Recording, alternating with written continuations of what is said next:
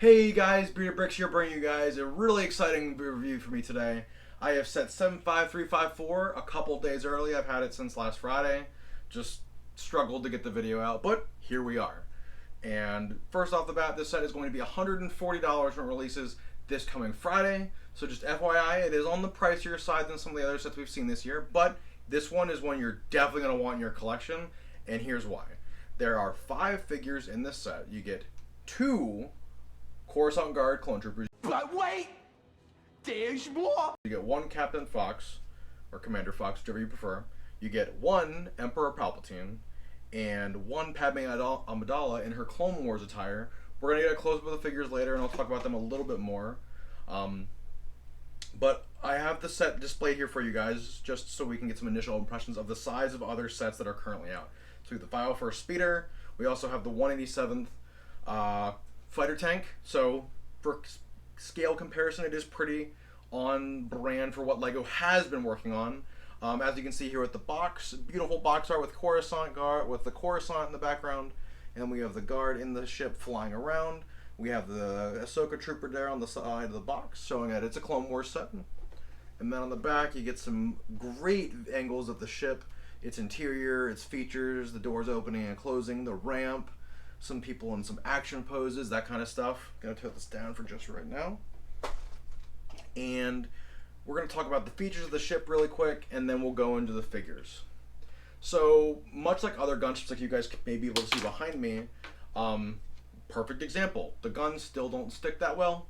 LEGO still is not the master of putting things in tight spaces and not letting them fall off. So, the guns have fallen off several times now. For the sake of this video, I'm gonna take them off for right now. But it is a more compact gunship than what we are used to. For one, there's no ball turrets on this set whatsoever. It's a departure, I know, but it's a good change that I think we all definitely need. We got our stud shooters here on the sides. You just click them and they fire. 2 on both sides. And then there's also the carry handle, which honestly is the best thing that LEGO's ever made. You can jiggle it up and down. It's not going anywhere. Technic pieces are awesome. There's no missiles on top, so it's more of a civilian gunship than it is a real I'm gonna go fight on Geonosis style that we're accustomed to, which I think is a good thing. I think we should see more variants doing different things. We do have panels that open up. Trying to do it carefully, just like the original gunship. The doors open on the side for you guys to store more figures, or just your Bacta tanks or whatever other small things you want to put in here, your weapons. And then additionally, we do have these sleek doors that open, similar to the other sets. You have these pieces on the back you just grab, and then they can fly around in door open mode. It does have the gun on the rear as well. It does swivel back and forth if you do move it. Better than the front guns. And then we also do have these 2 pilot seats here that do have, I'm not going to get super close for you guys, but it does have 2 non-sticker plates that do go in here. The set does have 5 stickers. I actually could not find where one of them went. I searched the entire book and could not find it for the life of me. So if you guys do know where this sticker goes, please tell me down in the comments, because I don't like losing a sticker. I actually thought I dropped something, but I didn't. Ultimately, I think this build is solid, but it's one of those things that I want more of this, and I want them to continue doing this. I think this is a good step as far as Clone Wars sets that we have, as far as builds go. It was clean. It took me about an hour and a half to build. Nice. And I think this is an awesome play set. I also think it's a good display set as well. I can't wait to see what mock people make of this. Maybe we'll get some Assault on Coruscant style stuff. But that's enough about the build. We're going to get into the figures, and then we'll get into my final thoughts. Alright guys, so the first figure we're going to get into is a figure we haven't seen in about a decade, which is the Coruscant Guard clone trooper. We get 2 of them in this set, and it's good to see them make a good return. So first glance at the figure, there's no arm printing, which kind of bites. You can get some custom arms from other retailers or other people that sell them, but overall, the helmet looks great. I have not noticed any abnormalities with mine, as you guys can see here. They look great. All the decaling looks perfect, unlike previous releases we've gone through. The torso looks great. The leg printing looks on point. We even have the shoes done, which shows they weren't too lazy with this figure. And we have some great back printing as well on this figure. The next figure we're going to get into is Palpatine. Instead of him having legs that can move, they've gone for like the Princess Amidala or Padme piece, where it's like a gown that they're going to stick in the ground, or more like Zuckuss, if we're talking about recent figures. Great head, front and back. You get one smiling, one evil smile. You get a nice wig piece. And then obviously you got torso, no arm printing, and a little bit of back printing, which is nice. Good solid figure, definitely an improvement over the one that we got with the Venator about a decade ago. Now, the next figure we're going to talk about is the best figure in my opinion for this set. It's a non-big-eyed Padme Amidala in her adventure gear, which you've seen throughout Clone Wars. I put a picture of it when I went over this set that leaked. Here's another picture of it here.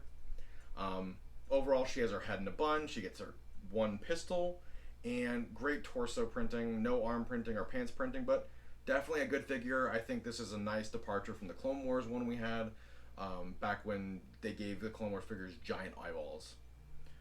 Now, the last two figures that we're going to be talking about, or the last figure, is Commander Fox. And it's the reason why a lot of people are hesitant to buy this set. And what I will tell you is Commander Fox, believe it or not, we've had him once before. And just looking at the new one we have here, he has a white torso instead of red. I understand that the reason they did it the way the way that he is due to the fact that if he was in all red, it may look a little weird. On screen, I'm going to have three variants of Captain Fox. We have our Phase 1, we're going to have the new one, and then one from a Clone Army Customs retailer that I have. And if there's too much red on a Lego figure, you know, you wouldn't be able to see the details like you can on the torso with him being in white. Additionally, there's no arm printing on this, but the legs and white helmet and chest pieces, they do stand out a lot more. They make the figure more easily recognizable and easier to understand for a younger audience. Obviously, for us who are older, we understand that if we want quality product, we will have to pay more money for it. That's just how this works. This is a playset focused on kids, and it does a great job at that. And that's the angle you guys got to look at this from, is they're not trying to appease an older audience. They're trying to appease as many audiences as they can, and I think this figure is honestly solid. It's better than the Phase 1 figure we had about a decade ago with minimal work on it. I'm happy we got leg printing and chest printing, a great helmet print, and back printing. It's definitely a step in the right direction. I'm going to put some shots here, as you guys can see from the custom figure that I have. It's a lot more detailed. Obviously, it's a more expensive figure, but you see that it is something that there is, if people do want those things, they can get them. I have a custom Fox, and I'll be putting with this set as well, and that's just what I'm going to do. But I do appreciate that LEGO did a really good job keeping this figure as close to the Luke Skywalker video game we had a couple months ago, and I think that's awesome. Overall for this set, for $140 plus tax, you know, we're going to round up to $150, $155, depending on where you live. I think this is an incredible set. I will say that it's a lot better of a set than the Oven 4 set that we got a month ago. I definitely think this is something that every clone builder is going to need, maybe one or two of. And I hope we get to see more Coruscant Guards, hopefully not a decade from now. But let me know what you guys think. Do you guys think you're going to get one of these sets on Friday when it releases? Or are you going to skip this set and get one of the Ahsoka sets instead? Would love to hear from you guys down in the comments. Don't forget to like, subscribe, hit that bell for all future notifications. I've been Bearded Bricks, and I'll see you guys in the next one.